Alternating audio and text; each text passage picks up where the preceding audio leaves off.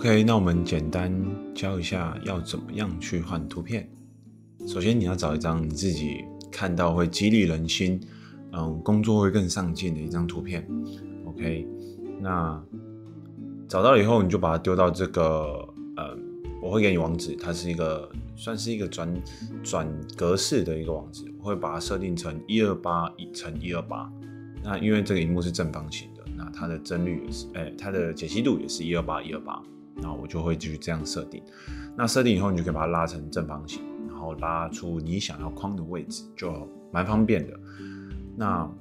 就是你框住以后，你就按下面这个绿色的区域，然后按了以后，你就是会把它下载下来。下载下来以后呢，你要知道说你放在哪里。放在哪里之后，我们等一下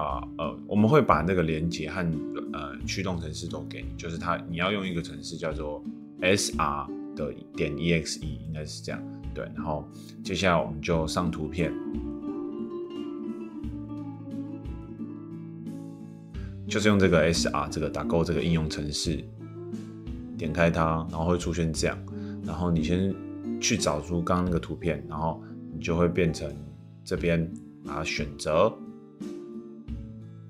了以后呢，你就会变成这样，它会有个 output.jpg， 然后你就按确认，它就会在你原本那个资料夹又生成一个 output。那我建议你这边要改个名字哦，那一定要用英文的，然后把它导入图片，就是导入这个 image， 然后应该是念 image 吧，反正英文不好，然后把它丢进去。那影片就是下面那个 movie， 对，然后你就可以得到激励人心的图片。